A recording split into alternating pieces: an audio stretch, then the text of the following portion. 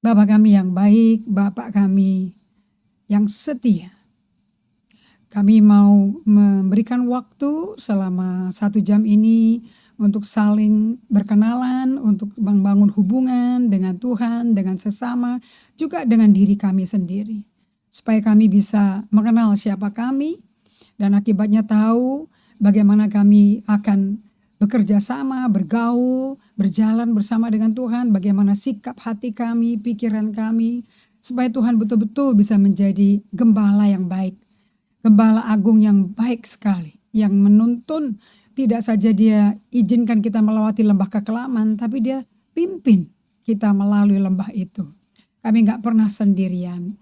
So siang hari ini, buat setiap kami yang duduk memperhatikan Bible study ini, apa yang kau ajarkan aku, apa yang kau sadarkan, insafkan aku, yang bisa membuat kerja tanganmu itu bisa bebas dan kau bisa menghasilkan karakter-karaktermu di dalam diri kami secara pribadi. Tuhan, terjadilah siang hari ini sesuai kehendakmu, bukan kehendak kami. Di dalam nama Yesus Kristus kami berdoa mengucap syukur.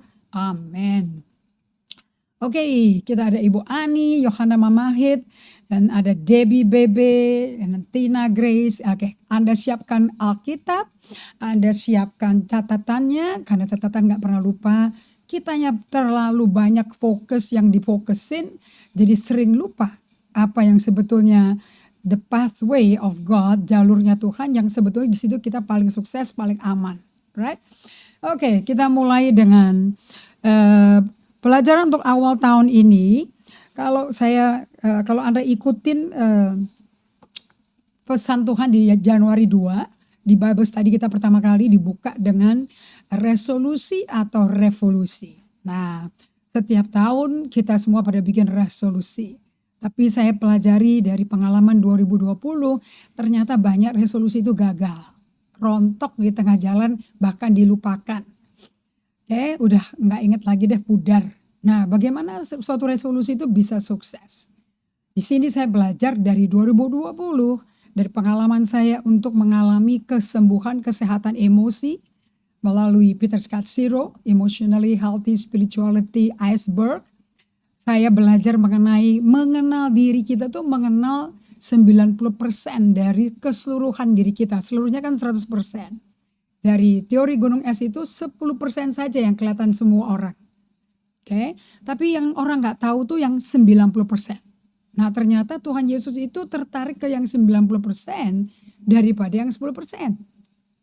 Yang 10% itu karena kita ngalami berjumpa dengan Tuhan pertama kali, lahir baru, cinta mula-mula, tergila-gila. Kita berjalan maunya berduaan sama Tuhan, gak ada sehari tanpa Tuhan, selalu kepingin dan merasakan Tuhan bahkan waktu di kantor, waktu di kerjaan. Karena kita kembali lagi ke kantor seperti biasa ya, kembali ke kuliah yang kuliah.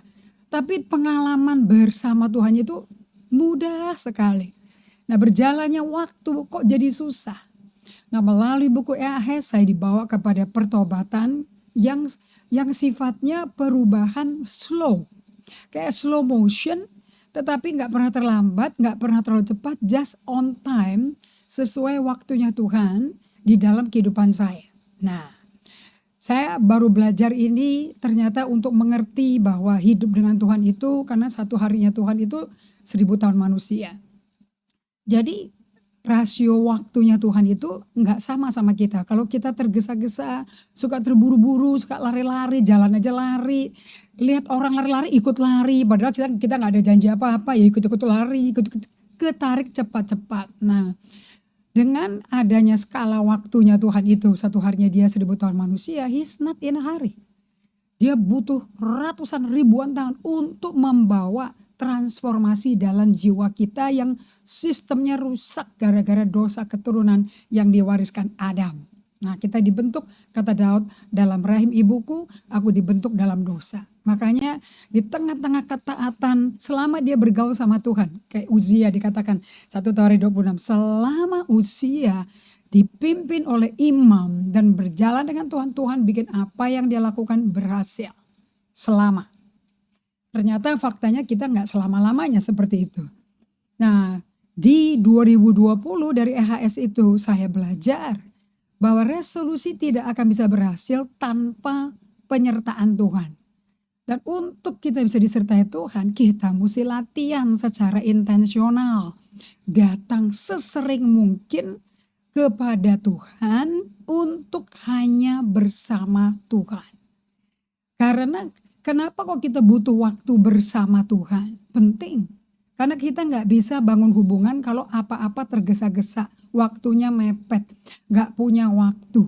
Dan terburu-buru dan Tuhannya ditinggal, kita lakukan yang lain.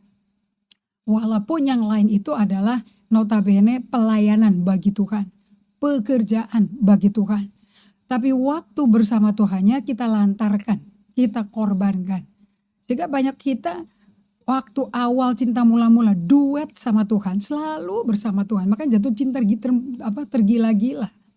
Namun lama-lama selang berjalannya waktu, mulai terima pelayanan, mulai diundang, disuruh bersaksi, mulai berjalan, membagikan firman, baru tahu sifat-sifat lama manusia lama saya mulai keluar. Saya nggak tahu mengenai Anda. Tapi sifat-sifat manusia lama yang mestinya sudah dikubur di baptisan selam, muncul sampai saya keluar pengajaran. Kok banyak Frankenstein di dalam gedung ibadah? Kok banyak konflik? Clash, kepahitan, amarah, dendam, murka, apa yang terjadi di dunia sebelum kita kenal Tuhan terjadi juga di dalam gereja. Nah, tanpa saya sadar, kalau bukan karena buku itu, saya nggak sadar saya sudah jalan solo, alias tidak duet sama Tuhan. Saya jalan sendiri mengatasnamai Tuhan, tapi tidak berserta Tuhan.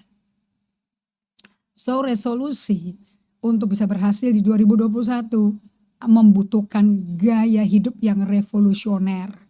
Makanya saya kasih pesan di Januari 2, resolusi or revolusi. Hidup kita mesti ngalami revolusi. Hidup ikut gayanya Yesus. Tidak ikut gaya lama maunya gue, seenaknya gue. Saya tuh diingetin tuh pesan diskusinya Yesus sama Petrus. Karena dia tuh selalu ngikutin Petrus. Selalu memburu Petrus. Sampai Petrus jadi gembala, the best shepherd, the best pastor, human pastor yang ada di Alkitab. Ya, dia tulis di 1 Petrus 5. Bagaimana cara menggembalakan dombanya Tuhan. Yang terjadi yang luar biasa itu pribadi interiornya si Petrus berubah total. Dari orang yang gegabah, selalu ngomong duluan baru mikir, sudah ngomong salah ditegur, sampai ketegurannya keras sekali, selalu banyak ide, banyak rencana, sampai di-cut sama Allah Bapa di gunung dipermulakan di Matius 17, di stop. Kamu dengar anakku ini, ya yang kepadanya aku berkenan. Kalau nggak di stop Allah, dia ngomong terus, dia mau bikin pelayanannya Musa, pelayanan Elia, pelayanannya Yesus, segala macam rancangan. Cepat sekali idenya dia bekerja. Idenya Tuhan, apa idenya kita? Itu yang kita perlu tahu. Karena kalau idenya Tuhan pasti dia menyertai kita. Kalau ide kita belum tentu kita bisa paksa Tuhan menyertai kita. So revolusinya tuh apa? Untuk bisa menjadi resolusi tercapai. Kita dengar quote yang berkata, kalau Anda melakukan yang gaya yang sama terus, cara sama terus, metode yang sama terus, tapi mengharapkan hasil berbeda, Anda tidak gitu sehat pikirannya. Alias Anda insane, gila ya. Kalau kita mau mendapat hasil yang berbeda, kita mau tuai, kita mau petik nih buahnya di tahun 2021. Mestinya sikap-sikap kita, gaya hidup kita berubah. Kita ikutin, kita jadi pengikut Yesus yang sukses. We follow him. Kita tiru Yesus. Nah, seberapa derajat kita sudah niru Tuhan dan tinggalkan manusia lama kita, cara-cara hidup yang kita wariskan dari budaya keluarga kita, kebiasaan keluarga kita, itu ditinggalin pola-polanya masa lampau kita waktu digedein di rumah tangga orang tua kita. Nah, itu disalibkan dan mulai ikut tata cara, house rule, budaya keluarganya Allah. Keluarganya Yesus kayak apa. Nah, kalau kita berubah gaya hidupnya, kita ikutin seperti Yesus waktu hidup di bumi 33 tahun kayak apa, sampai dia mendapat commendation ya. Inilah anakku kepada aku berkenan. Padahal dia gak khotbah, dia gak ngusir setan, dia gak nyembuhin sakit, dia gak ada kredibilitas itu sama sekali. CV-nya putih, namun Allah berkenan. Nah, itu yang kita mesti tiru. pengakuan, reputasi kita, promosi datang dari Tuhan.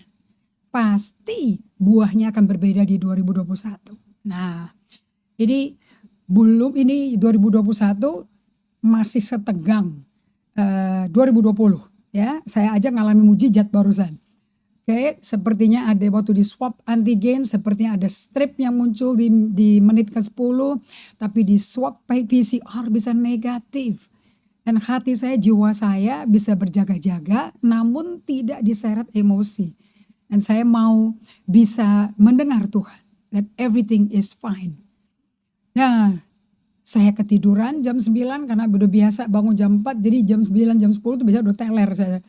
Ketiduran dan tiba-tiba jam 11.40-an, saya tuh kayak duduk dibangunin. Kayak mesti alert gitu lah.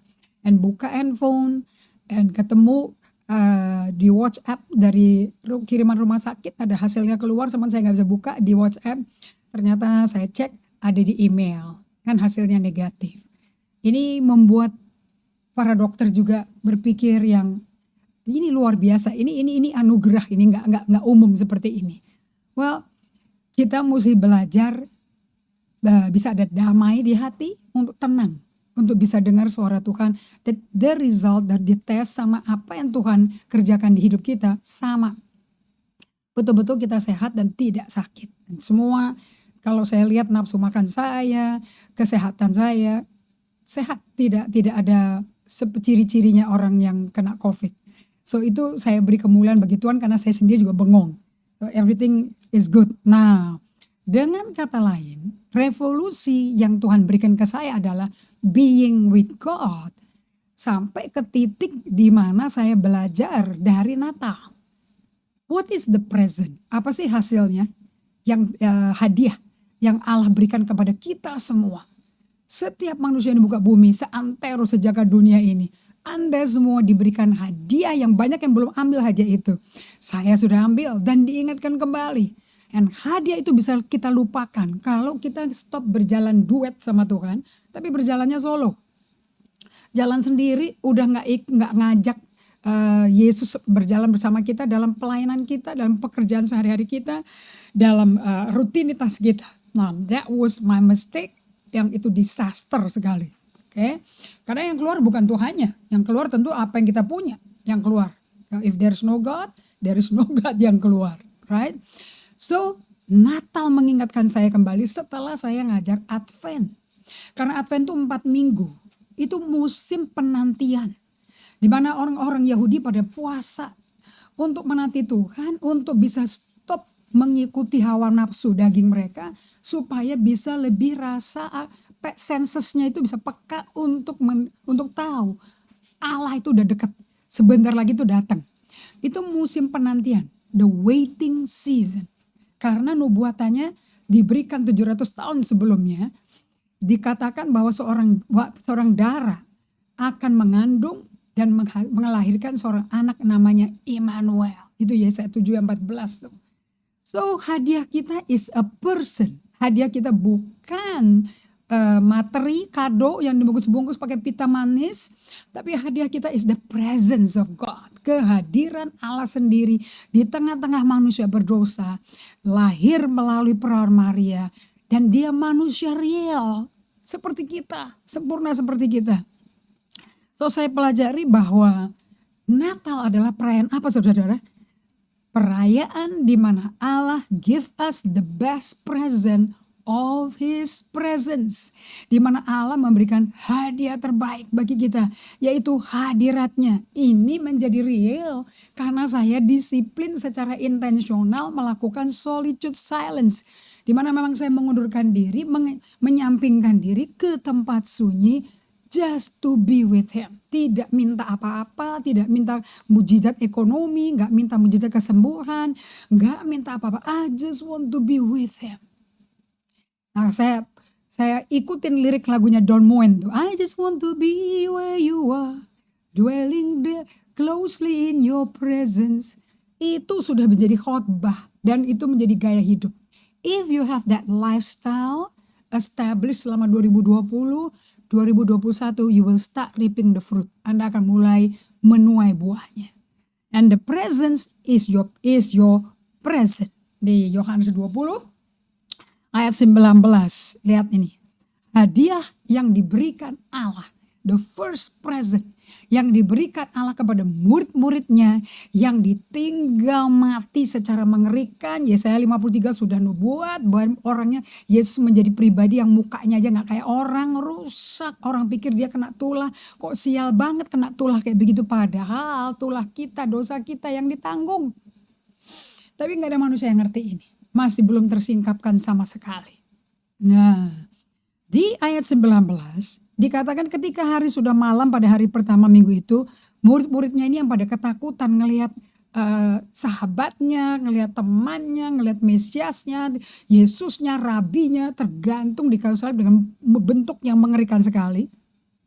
Mereka pada ngumpul di satu rumah, di satu tempat dengan pintu-pintu yang terkunci karena mereka takut kepada orang-orang Yahudi. Jadi walaupun mereka itu digembok dalam satu ruangan, mereka nggak merasa aman di ruangan itu. Takut tetap mencekam. Karena takut itu adalah kondisi emosi kita. Emosi apa? Emosi yang tanpa Tuhan. Emosi yang terputus dari Tuhan. Waktu itu mereka itu belum lahir baru. Jadi Yesus itu masih di luar. Kita, Anda dan saya saat ini, Yesus ada dalam kita. Roh Kristus berdiam dalam kita. 1 Korintus 6 ayat 19-20, kita adalah bait Allah, tempat roh Allah berdiam. Oke.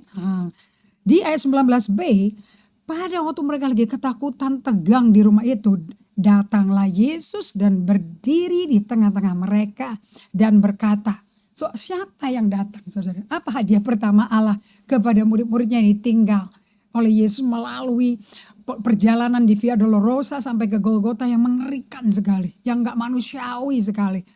Apa yang diberikan pertama kali hadiahnya? Kehadiran Yesus yang bangkit. Yesus yang bangkit hadir secara fisik, secara pribadi, bahkan bisa bicara. Dan dia berkata apa yang dibutuhkan hari itu. Damai sejahtera bagi kamu. Yang dikasih itu damai sejahtera. Yang dikasih itu bukan perintah jangan takut, tapi damai sejahtera. Setelah Anda terima damai sejahtera, bisa Tuhan berkata jangan takut. Karena damaiku yang aku berikan pada kamu beda sama damai yang dunia berikan. Damai yang aku berikan pada kamu itu damai yang dari aku yang seperti ada di kerajaan Allah, di keluargaku. Oke. Yang ini saya akan jadi materi berikutnya. So, hadiah pertama adalah pribadinya. The presence of resurrected Jesus. Dan di ayat 20, dan sesudah berkata demikian. Anda bisa bayangin ya, tuh 11 murid-muridnya tuh yang gagah perkasa, yang ramenya gak keruan. Yohanes, Yakobus, Petrus itu kan orangnya loud, keras pribadinya, keras kepala, karakternya keras, suaranya keras, hening semuanya. Dan sesudah berkata demikian, dia menunjukkan tangannya dan lambungnya kepada mereka. Dan murid-murid itu dari ketakutan, dari stres, depresi, mereka bersuka cita. Karena apa saudara? Karena melihat Tuhan. Ini melihat dengan mata kasat. Ini bukan seperti di gunung dipermuliakan, ini pakai mata kasat nih. Maka di ayat 21, Yesus sekali lagi ngomong, 2 kali loh dia ngomong.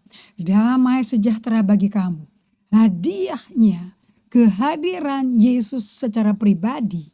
Sebagai pribadi utuh yang bangkit dari mati. Dan luka-lukanya udah hilang semua loh. Darah udah gak ada lagi. Kira-kira mereka shock gak saudara? Karena penampilan terakhir 72 jam sebelumnya. Itu merah, rusak, remuk, tengkorak di kepala itu udah rusak, penuh duri yang berdarah-darah. Mukanya jadi gak ada kayak manusia kok. Ya saya katakan nanti ada orang akan ngalami itu. Dan betul mereka nonton semuanya. Tapi kali ini dia muncul sempurna. Gak ada cacat, gak ada daging yang tercantil-cantil tuh gak ada. Yang ada lubang di tangan, lubang di lambungnya. 2 kali dia ngomong damai sejahtera bagi kamu. So transformasional secara fisik dari pribadi Yesus itu terjadi membawa damai.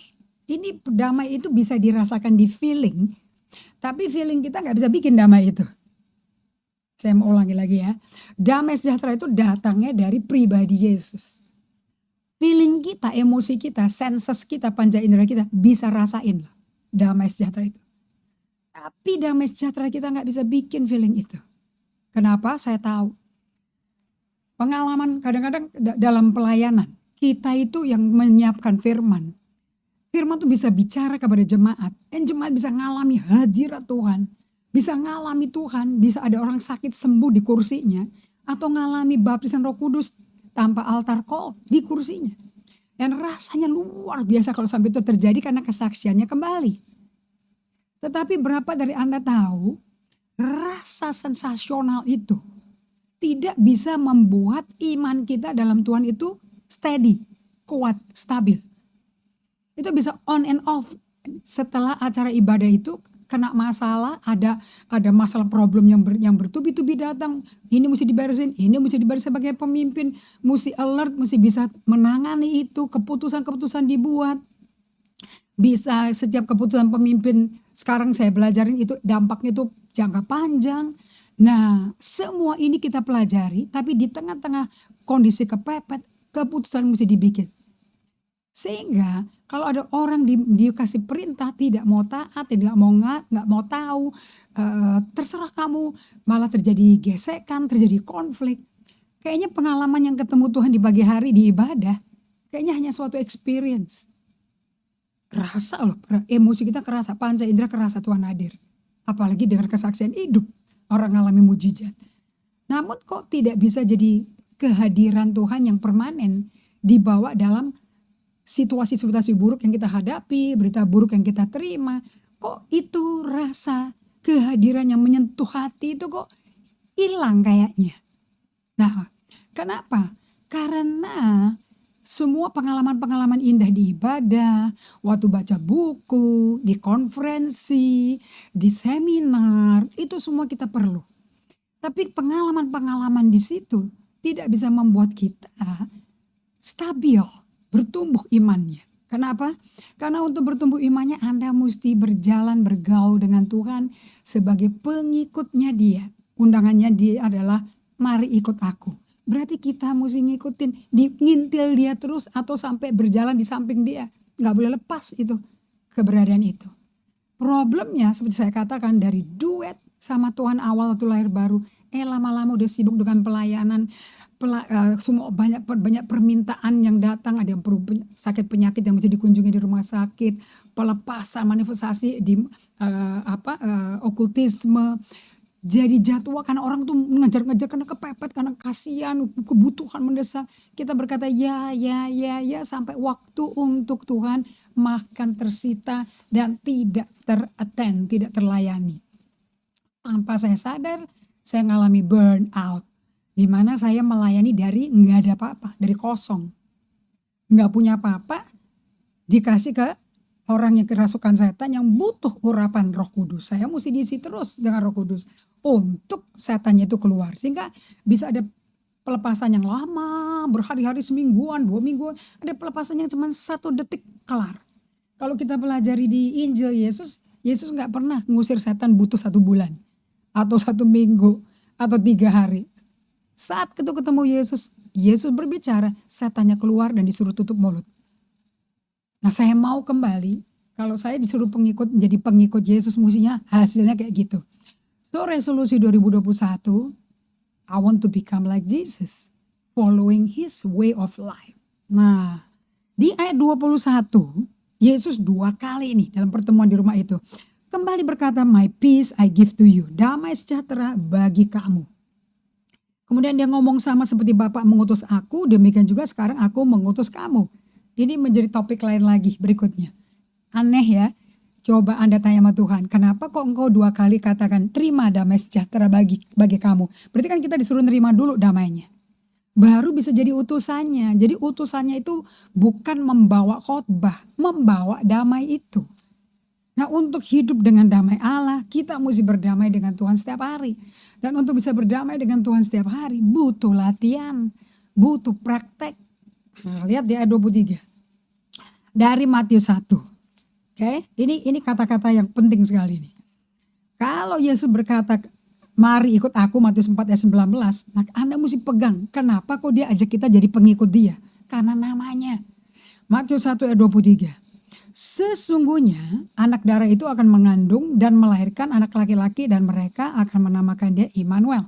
Ini dikutip dari Yesaya 7:14 yang berarti Allah menyertai kita. God with us. Saya suka lagunya Don Moon, albumnya dia, judulnya God with us. Sangat indah sekali konsernya itu yang dilakukan di satu university di Amerika. God with us.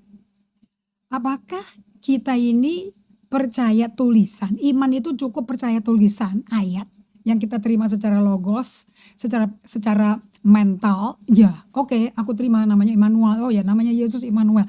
Nama Yesus Immanuel artinya Allah besertaku, Allah menyertai aku. Oke, Allah menyertai aku, namanya Immanuel.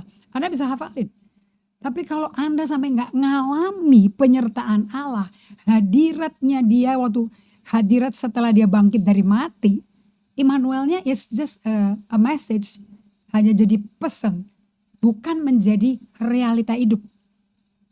Revolusi yang Tuhan mau adalah dari tahu nama Yesus itu Immanuel, artinya Allah menyertai kita, sampai hidup tiap hari, day by day, with God, with us, dengan Tuhan beserta kita. That's revolutionary. Nah, ini yang Tuhan mau kita alami. Kita lanjutkan ke ayat 25a ya. Yang itu kita mesti catat. Itu saya tulis di jurnal saya. Cuman itu aja kata-katanya. From knowing, agreeing but Jesus is Immanuel, God with us, to walking daily with God with me. That's two different things. Dua hal berbeda. Now that's the revolution. Solitude, silence, daily office memampukan saya untuk ngalami God with us. Dan bisa ngalami karena udah biasa berjalan dengan Tuhan, lama-lama perasaan Tuhan kamu rasakan. Saya bagikan Bible Study EHS dengan kelompok saya. Saya tekankan bahwa di bab 4 ya, that God is a God who has feeling. Allah tuh Allah yang punya perasaan. Oleh sebab itu kalau kita ekspresikan perasaan sedih, marah, perasaan takut, itu gak apa-apa. That's our human side, itu kemanusiaan kita. Jangan ditelan, jangan disangkal. Oke, jangan disepak masuk di bak keset gitu loh. Admit it, accept it. Nah sekarang bagaimana itu amarah, itu sedih, itu takut, tidak mencekik kita, tidak membelenggu kita. Tapi membawa kita kepada hubungan dengan Tuhan yang terobosan.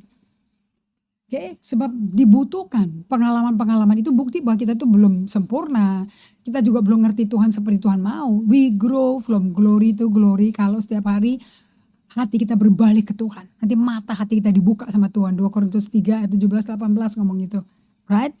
Nah kalau sampai kita berbalik ke Tuhan, our eyes is open.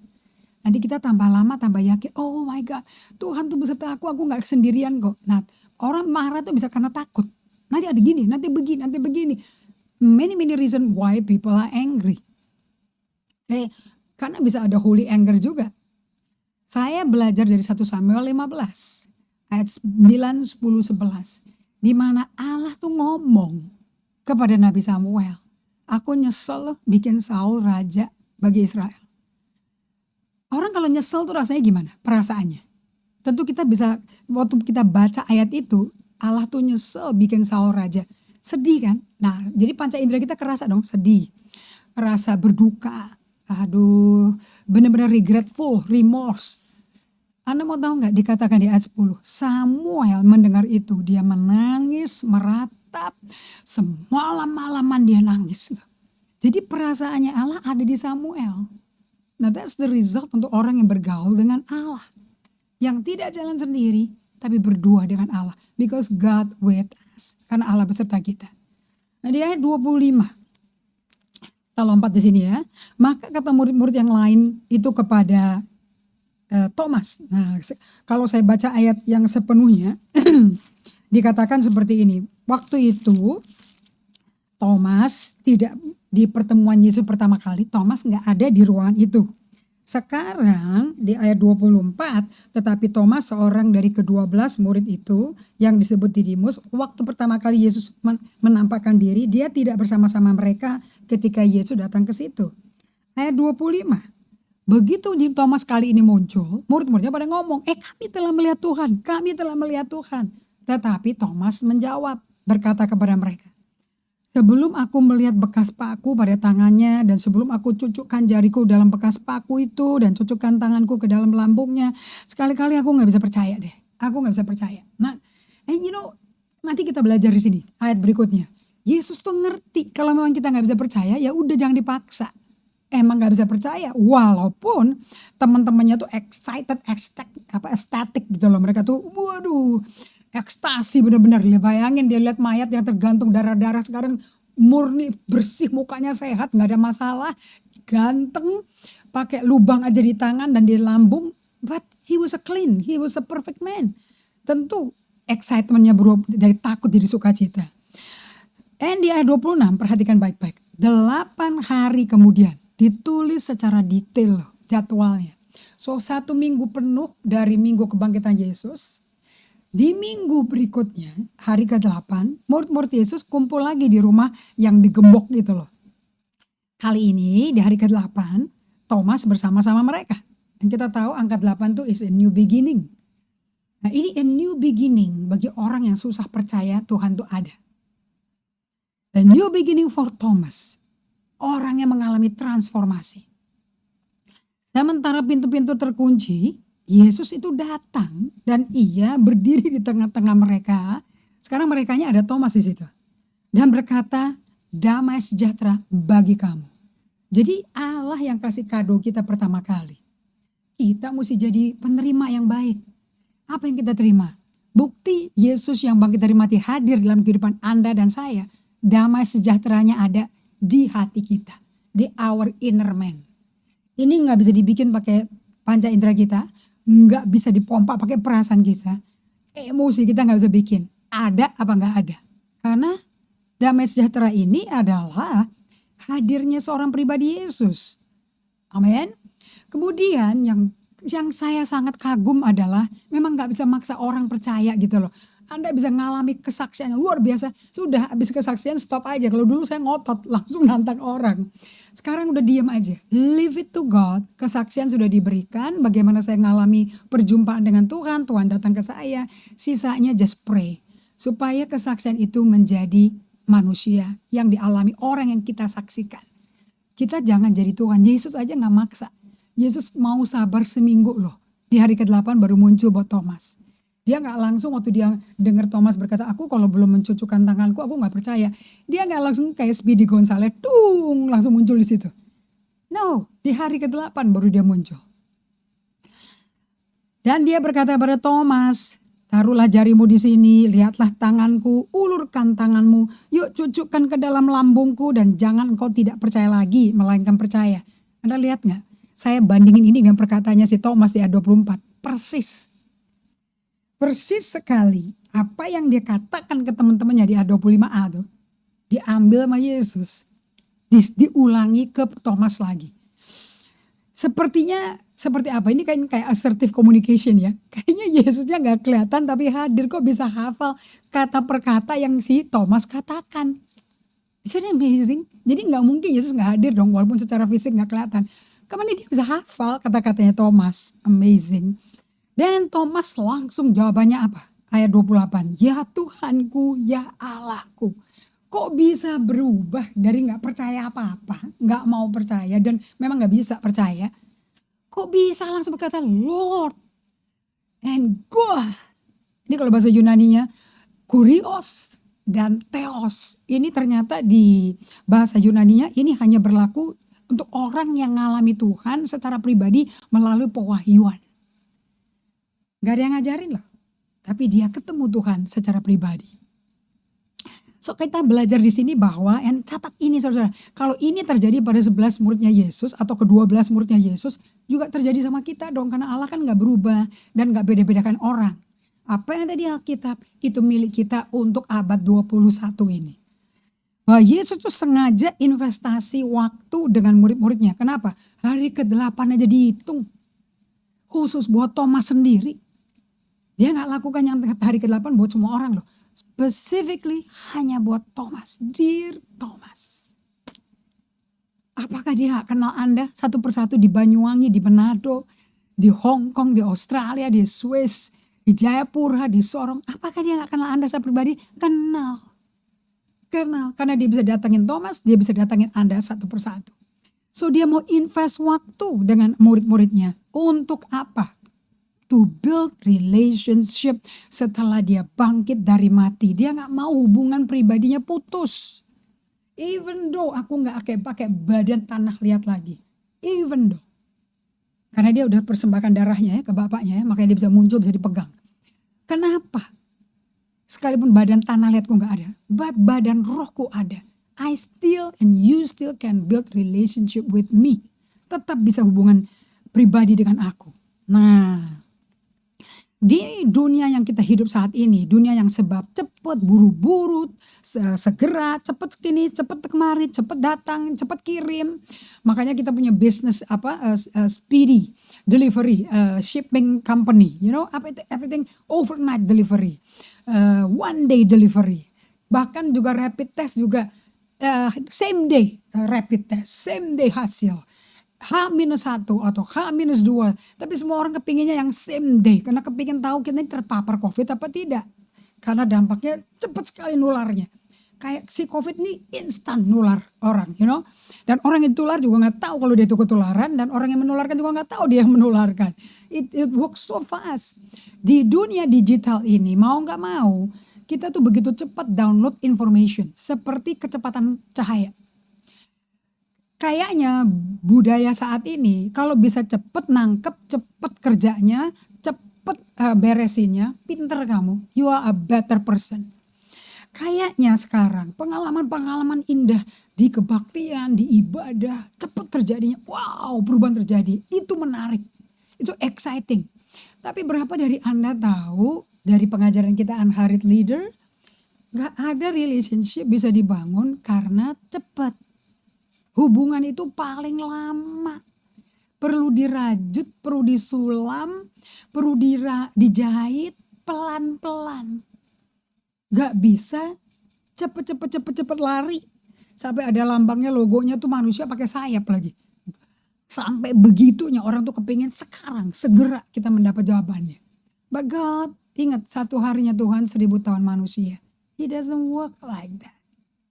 Dan ini mesti dicuci otak saya. God is not in a hurry. So saya tidak perlu menjadi pengikut Yesus tergesa-gesa. Karena Yesusnya gak tergesa-gesa, sebagai pengikutnya mestinya saya gak tergesa-gesa. Ingat loh, relationship with God is best fed by a steady practice of attentiveness to God. Dr. Alicia Chole mengatakan ini, ya. But relationship with God is best fed by a steady practice of attentiveness to God. Ini saya hari Kamis lalu saya akhiri dengan ini, bahwa kenapa kok Tuhan gak melakukan apa-apa tuh buru-buru? Kenapa kok dia bahkan kasih sabat? Sabat tuh ada yang 7 tahun gak ngapa-ngapain, ada yang 1 tahun tidak apa-apain, ada yang 1 kali seminggu pada hari ke-7, bulan ke-7, tahun ke-7. Ada angka spesial mengenai 7. 7 itu perfection. So relationship untuk sehat gak bisa cuman ketemu di permukaan aja. Itu butuh, if you want to have relationship yang intim, bahkan mau koinonia laginya, dengan Allah melalui pelajaran daily office, solitude silence, you need to feed your relationship day by day dengan steady practice of attentiveness with God. Leighton Ford berkata, prayer is giving attention to God. And prayer is God attending to us. Makanya dia diam karena dia dengerin kita. Setelah kita bicara gantian, kita diam, dengerin dia. Dengerin kehadirannya, dengerin apa yang dia mau ngomong, instruksinya apa. Nah, gagalnya Saul, gagal dengar. Karena dia mau cepet. Bahkan waktu Allah berkata, aku nyesel loh bikin si Saul itu geraja. Samuel setelah semalam-malaman nangis perasaannya Allah ada di Samuel. Besoknya dia pergi cari Saul. Anda mau tahu? Dia nggak ada di Gilgal. Dia lagi pergi ke Karmel, lagi bangun monumen bagi dirinya sendiri karena berhasil mengalahkan suku Amalek. Tapi tidak dengan cara Tuhan, caranya sendiri. Dan Allah menolak Saul karena nggak mau denger. Nah, so itu bukti bahwa Saul itu satu-satunya raja di Israel yang di kitab suci kita nggak pernah ditulis dia tuh sukanya duduk diam dengan Tuhan, menyendiri ke tempat sunyi, nggak ada. Yang ada yang bisa bicara seperti itu cuma Yesus, di kitab Injil ada semua, dan Daud.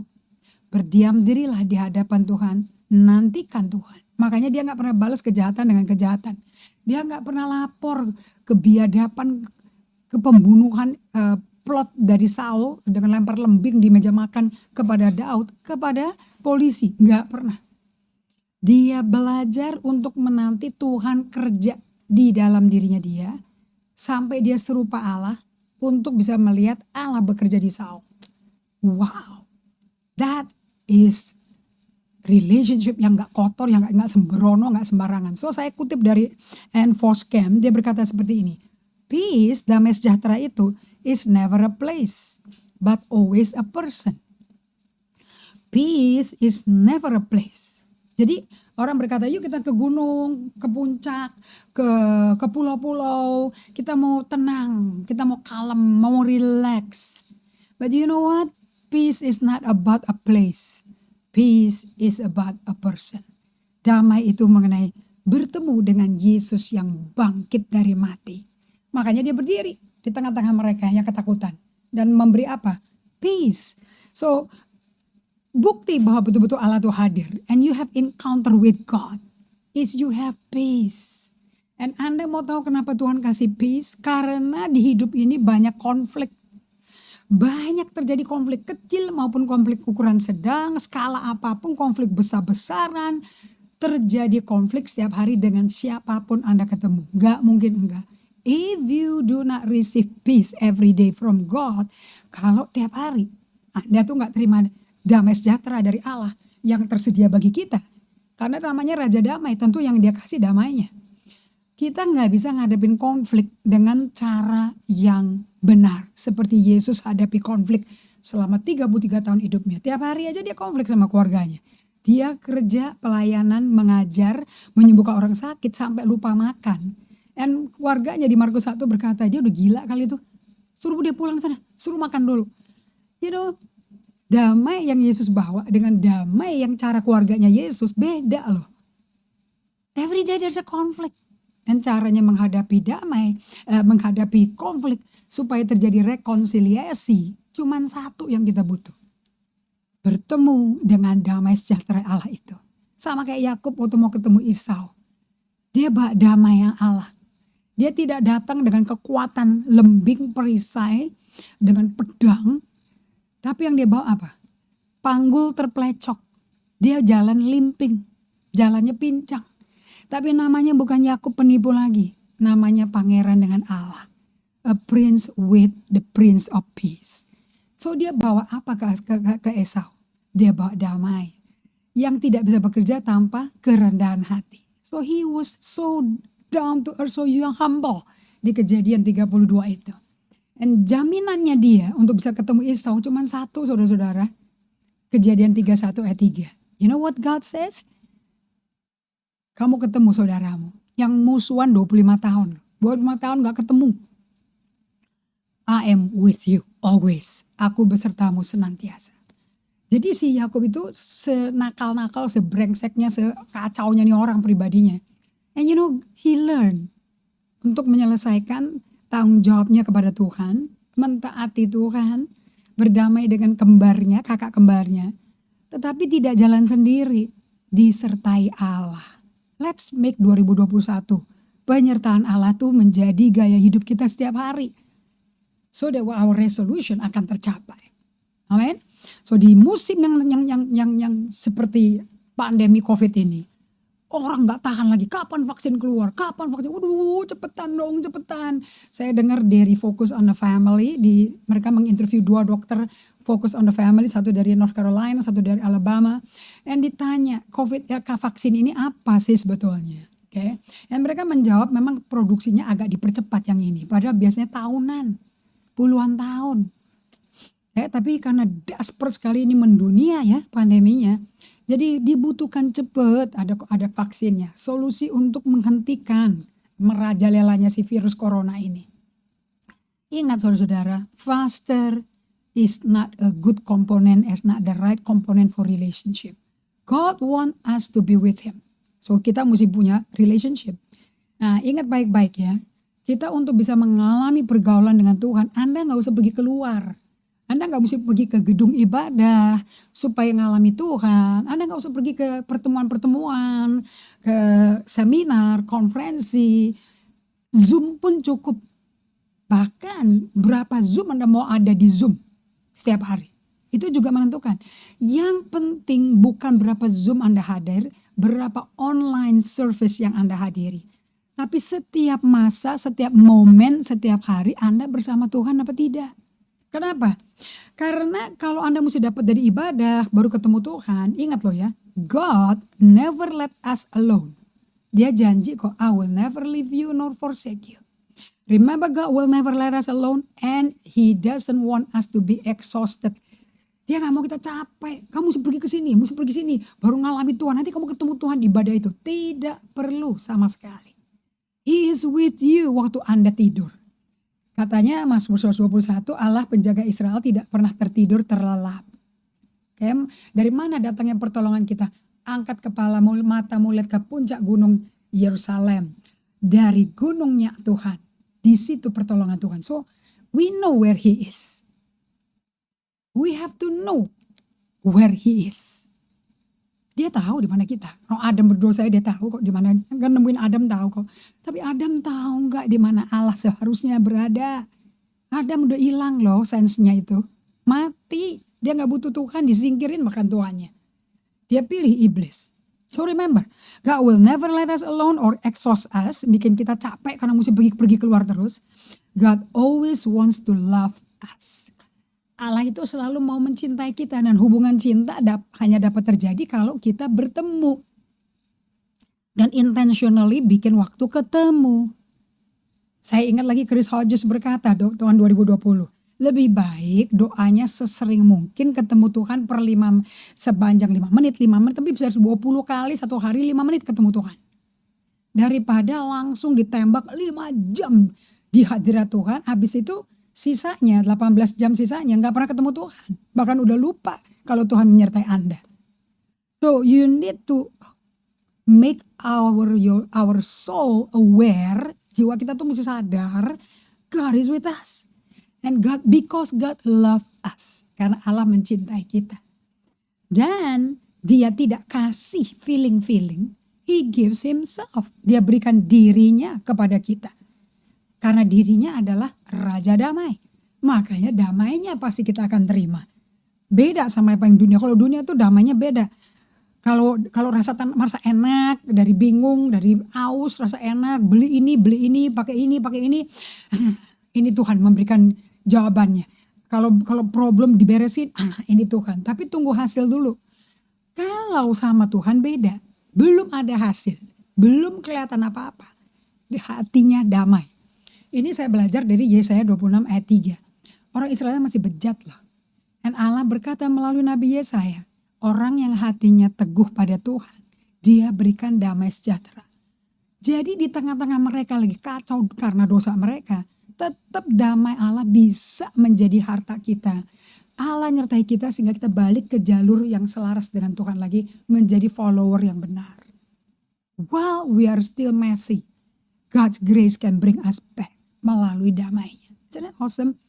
Jadi Yesus sekali lagi ini pesan yang luar biasa saya belajar ini ya. Yesus tuh gak pernah manggil kita untuk excited. Wah saya excited di kebaktian ini. Saya excited di ibadah ini. Tuhan gak pernah manggil kita untuk excited, untuk bersenang-senang. Tapi Dia memanggil kita untuk menjadi pengikutnya yang setia. Setiap hari, di setiap momen. He wants us to be faithful with Him. Ingat, Allah setia sama kita. But are we faithful to Him? Tapi kita juga tidak mau memaksa, membuktikan kita setia sama dia dengan sibuk pekerjaan Tuhan, sibuk melayani buat Tuhan. But we are not with him. The key is being with him. Karena dia adalah hadiah Allah Bapa bagi kita. Udah dikasih sama Allah Bapa, terima. Dan terimanya tiap hari. Every day. So perasaan senang itu gak tetap saudara-saudara.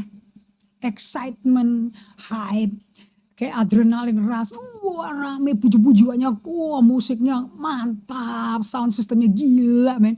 Seneng di ibadah belum tentu seneng di rumah lah. Dimana di rumah masih ada hadapi problem, orang tua mungkin ada yang sakit, ada mungkin orang tua kekurangan pemasukan, ekonomi jadi buruk. Can that excitement di ibadah bisa ada di rumah juga? Excitement doesn't remain. Excitement tuh gak pernah tetap saudara-saudara. Yang tetap hanyalah Allah Bapa. God remains. Allah Bapa tetap setia bersama kita karena udah dikasih ke kita. Udah lahir di bumi dalam wujud manusia. Udah gitu mati bagi dosa kita, bangkit hari ketiga. Balik lagi nunjukin ke murid-muridnya yang pada ketakutan. I am. God remains. Allah tetap berserta kita. So sebagai penutup, kita masuk ke Kejadian 5 ayat 21-24 ya. Sebagai pesan Anda. Ini guru saya. Ayatnya sedikit. Pribadinya gak banyak diceritain. Namun kehidupannya terlalu dahsyat. Namanya Henok saudara-saudara. Atau Enoch. Keturunan Adam. Setelah Henok hidup 65 tahun. Jadi dia usia 65 tahun dong. Seperti saya nih. Ia memperanakan Metusalah. Dan Henok hidup bergaul dengan Allah selama 300 tahun lagi. Jadi 65 tahun plus 300. Setelah ia memperanakan Metusalah dan ia memperanakan anak-anak lelaki dan anak-anak perempuan. Ayat 23. Jadi Henok mencapai umur 365 tahun, 65 plus 300. Dan Henok hidup bergaul dengan Allah. Lalu dia tidak ada lagi. Sebab ia telah diangkat oleh Allah. Ini akan menjadi rahasia, misteri yang akan kita singkapkan nanti di hari Kamis. Kuncinya adalah saya belajar di sini. Henok sampai 365 tahun hidup bergaul dengan Allah. Every day dalam 365 hari. So that's our challenge untuk 2021 and your challenge. Saya berdoa sampai ketemu Kamis. Dari sekarang Anda latihan sadar diri, God is with me. So Anda sesuaikan bagaimana langkah hidup Anda dengan adanya Allah di samping Anda setiap hari dan diam di dalam Anda. Let's pray. Terima kasih Bapa untuk firman yang terus menegur, mencerminkan siapa kita, bagaimana hidup kita sehari-hari belum setia mengikuti Yesus, belum setia sama Tuhan. Tapi aku bersyukur karena Allah tuh setia nungguin kita. Gak pernah ninggalin kita atau biarkan kita. Biar kasih yang luar biasa ini dan kasih karunia Allah yang melimpah-limpah, berlipat-lipat ganda turun atas semua pembelajar Bible Study hari ini. Kepada saya dan kepada teman-teman semua dan keluarga GGA yang melayani tamu-tamu kita dari seluruh pulau dan seluruh dan mancanegara. Father, biar Roh Kudus bantu kita sadar. God is with us. Immanuel. Di dalam nama Yesus kami berdoa mengucap syukur. Amen. Kita ketemu lagi hari Kamis. Tuhan berkati.